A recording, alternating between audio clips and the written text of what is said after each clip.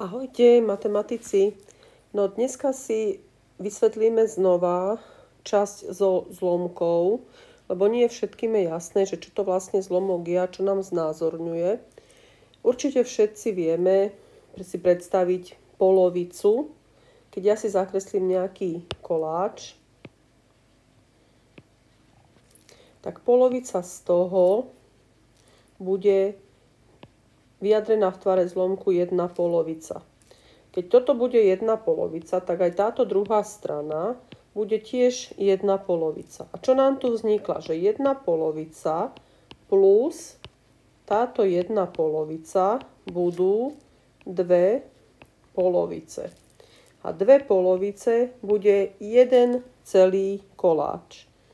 To znamená, že ak napríklad ja rozdelím časť na 3 rovnaké, alebo celok na 3 rovnaké časti, tak potom toto bude 1/3, 1/3, 1/3 a dohromady budem mať 3/3 a 3/3 bude zase 1 celok.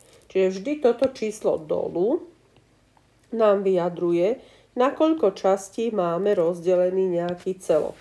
Keď budeme mať napríklad čokoládu, a ja ju rozdelím na 4 rovnaké dieliky, tak to budú štvrtiny.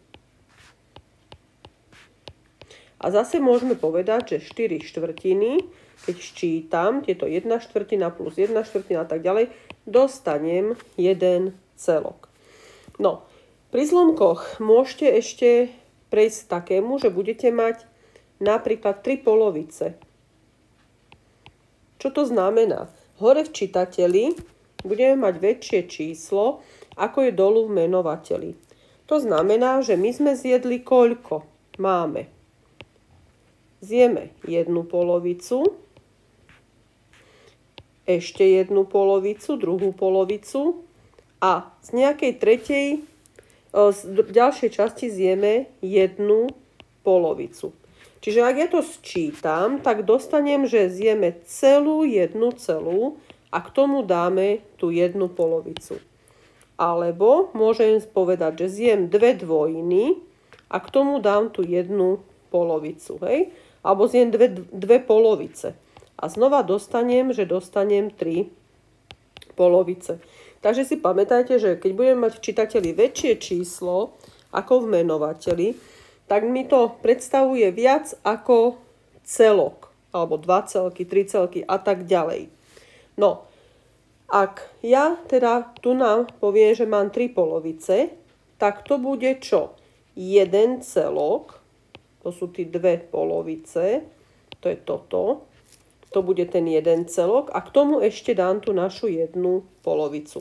Keď to takto zapíšeme, tak toto číslo sa bude nazývať zmiešané číslo, lebo sa bude skladať z celku a nejakej časti. Dobre, a zase keby sme to potom chceli prepísať do tvaru zlomku, tak ja viem, že tento 1 celok, to sú tieto 2 polovice, alebo 2 dvojiny, sa tomu hovorí 2 polovice, k tomu dám tú 1 polovicu a dostanem tie 3 polovice. Tak, no, to je pre tú predstavu, že vždy to číslo v menovateli nám rozdeľuje, nám hovorí, na koľko častí máme rozdelený celok. Tak, toto rozdelím na 6 rovnakých častí. 1, 2, 3, 4, 5, 6. To znamená, že rozdeľujem na 6 rovnakých častí a vyfarbím si 1, 2, 3. 3 časti zo 6. Vidíme, že čo to vlastne budeme, keď zjeme túto časť, tú červenú, tak my zjeme 1 polovicu z toho. No a prečo to bude 1 polovica? Lebo 3/6 môžeme vykrátiť a vykrátime trojkou. To znamená, že keď krátime zlomky, tak hovoríme, čím sa dajú deliť. Tak deliť sa dajú určite aj toto číslo, aj čitateľ, aj menovateľ sa dá deliť číslom 3. To znamená, že 3 deleno 3 je 1 a 6 deleno 3 je 2. Takže skutočne 3/6 bude 1 polovica. Tak. No, my tú čokoládu môžeme rozdeliť aj na 12 častí, potom by jedna z toho bola 1/12 a tak ďalej a tak ďalej. Takže takto sa pracuje so zlomkami. Toto sú také základné vedomosti o zlomkoch. Takže si pamätáte, že každý zlomok je čitateľ deleno menovateľ. Hore máme napríklad 4, dolu budem mať 6 a čítame to 4 šestiny. A keby sme si to predstavili, tak 4 šestiny budú 4 časti zo 6. Dobre, takže to budú 4 časti, môžete to vždy 1, 2, 3, 4.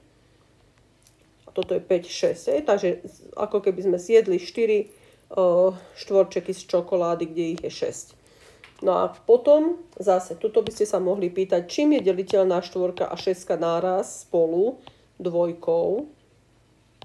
4 deleno 2 je 2 a 6 deleno 2 je 3. Čiže my môžeme povedať, že zjeme 2/3.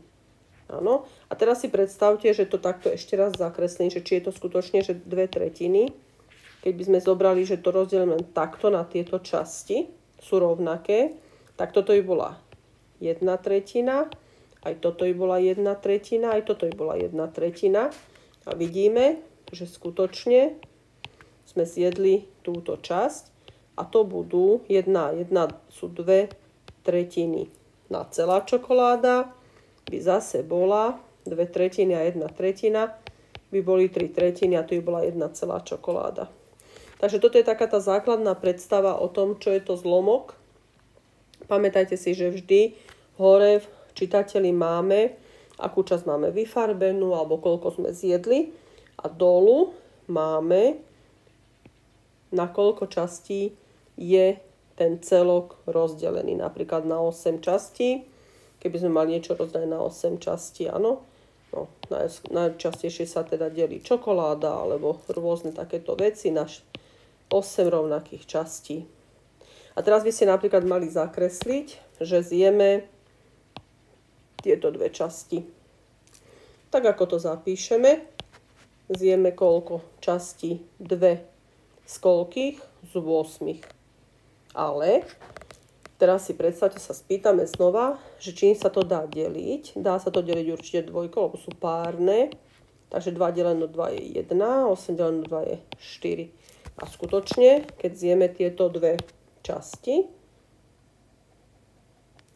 a toto by sme si označili, že to budú 4 takéto rovnaké obdĺžničky, tak toto bude 1/4, aj toto by bola 1/4, aj toto 1/4, aj toto 1/4. Tak vidíme skutočne, že my sme zjedli 1/4. Ak by sme zjedli ešte 1/4, tak by sme zjedli v skutočnosti polovicu. Lebo 1/4 plus 1/4 by boli 2/4. Obidve sú deliteľné tieto čísla 2 a dostaneme 1 polovicu. A zostane nám 1 polovica. A 1 polovica plus 1 polovica by sme mali 2 polovice. Niekedy decká hovoria dvojiny a 2 polovice sú 1 celá čokoláda. Ale zase, kľudne tú čokoládu by sme mohli rozdeliť na 16 rovnakých častí, na 16 dielikov. A keby sme zjedli 1, tak zjeme 1/16. Ak by sme zjedli polovicu, tak zjeme čo? 8/16. Čím to je deliteľné 8? A je to skutočne 16 deleno 2 je 8, takže to je zase 1 polovica. Takže takto my pracujeme so zlomkami. No a tie zlomky sa potom dajú ščitovať, odčitovať, násobiť, deliť. To by sme si potom mohli ukázať v ďalších videjkách. Takže zatiaľ sa majte pekne, pekne zlomkujte. Nech sa vám darí. Ahojte!